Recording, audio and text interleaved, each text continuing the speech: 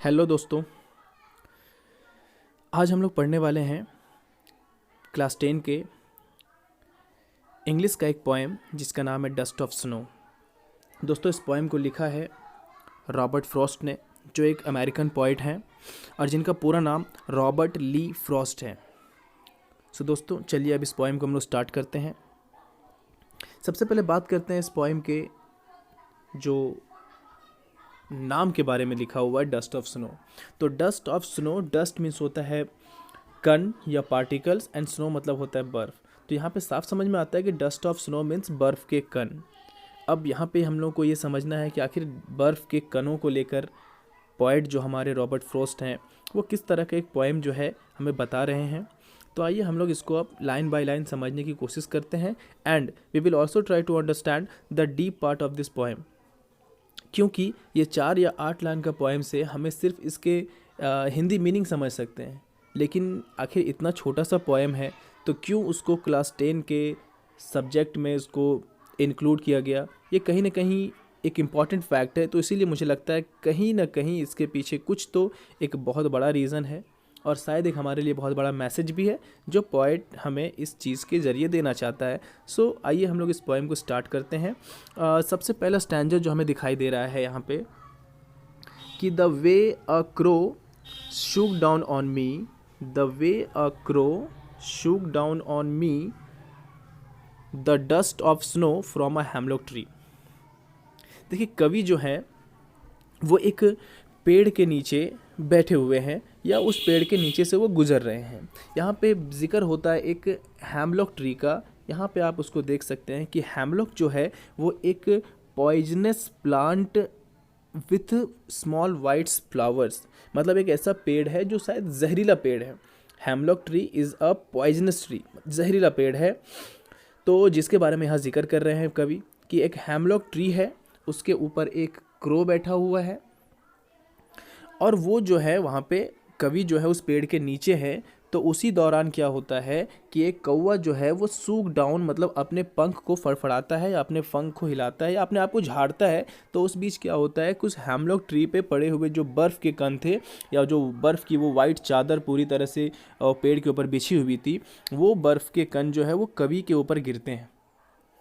अब यहाँ पे एक छोटा सा इंसिडेंट होता है जहाँ पे एक कौवा जो है वो बर्फ़ के कुछ कणों को शेक करके या झाड़ करके वो कवि के ऊपर जब गिरा देता है या फिर वो कवि के ऊपर जब गिरते हैं तो अचानक जब कवि ऊपर देखते हैं तो वो 2 चीज़ों पे गौर करते हैं कि एक तो है आपका हेमलॉक ट्री और दूसरा है आपका डस्ट ऑफ स्नो, मतलब स्नो दिखा हुआ है वहाँ पे।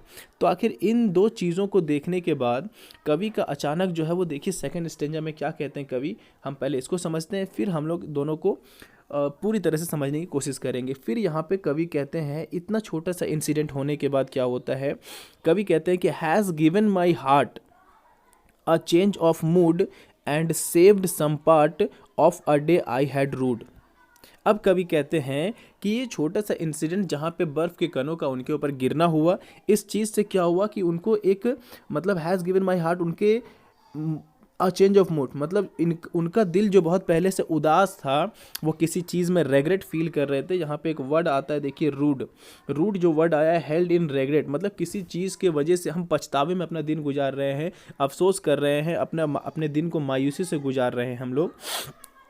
तो ऐसा यहाँ पे कवि के साथ होता है जहाँ पे वो उदासी से गुजार रहे थे। अब इतना छोटा सा इंसिडेंट होने के बाद क्या कहते हैं वो कि उनके साथ ऐसा हुआ कि and saved some part of a day I had rued. बर्फ़ के कण उनके ऊपर गिरे, उन्होंने देखा कि ये बर्फ़ के कण कहाँ है, तो एक हेमलॉक ट्री के ऊपर गिरे हुए हैं।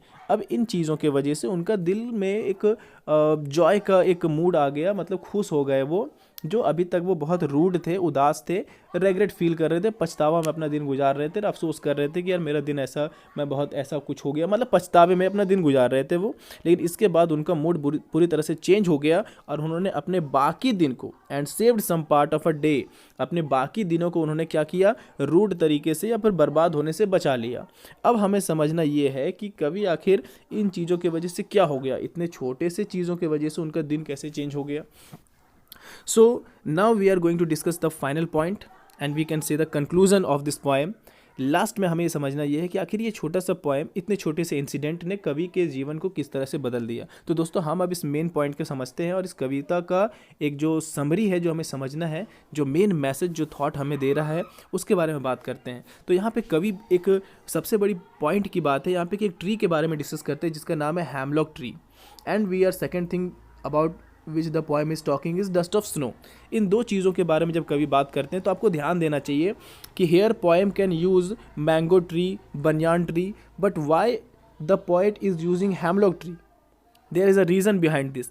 हैमलॉक ट्री ही वो क्यों यूज़ कर रहे हैं। अब हैमलॉक ट्री यूज़ करने का मतलब ये है कि वो दिखाना चाह रहे हैं कि किस तरह से डस्ट ऑफ स्नो जो बिल्कुल वाइट होते हैं और वो एक हैमलॉक ट्री जो कि जहरीला पेड़ है उसके साथ लिपट कर वो दिन रात रहते हैं। क्योंकि जब उसके ऊपर वो बर्फ़ के कण उस कौवे ने गिराया ना, तो वो ऊपर जब देखते हैं तो उनको दो चीज़ देख के अचानक उनका मूड बदलता है। वो दो चीज़ें क्या थी, तो एक तो हैमलॉक ट्री और दूसरा डस्ट ऑफ स्नो।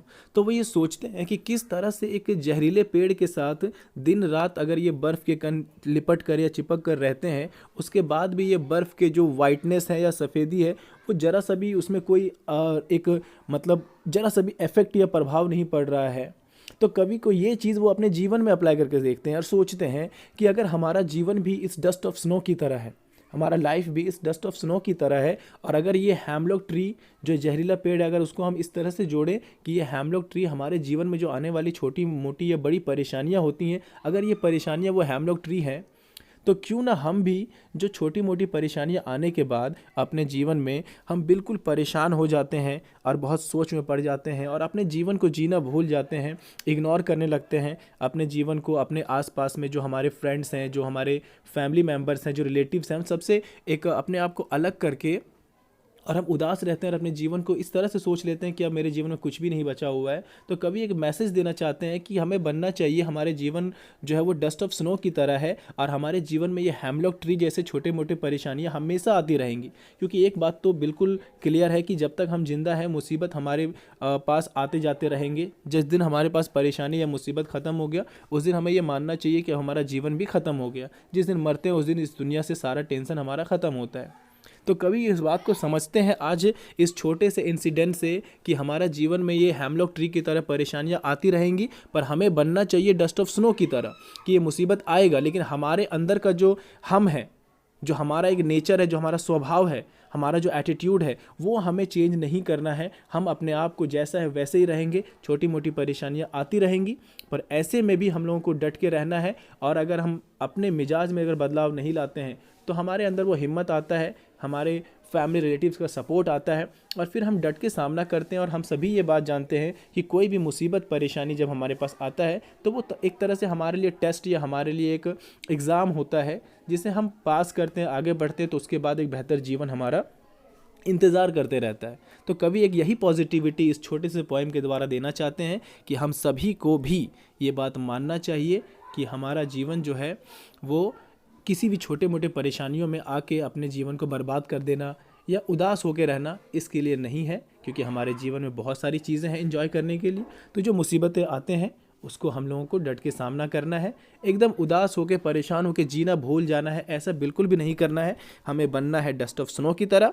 और जिस तरह से डस्ट ऑफ स्नो को कोई इफेक्ट नहीं होता है, दिन रात वो जहरीले पेड़ के साथ में रहता है, फिर भी ठीक हमें उसी तरह बनना है और हमारे जीवन को एंजॉय करना है। तो आई होप, मैं उम्मीद करता हूँ दोस्तों कि ये छोटा सा पोएम जो डीप मैसेज यहाँ पे था मैं आपको समझाने की कोशिश किया। अगर आपको समझ में आया तो आप इस चैनल को सब्सक्राइब करें, वीडियो को लाइक करें और अपने दोस्तों के साथ भी शेयर करें ताकि बाकी लोग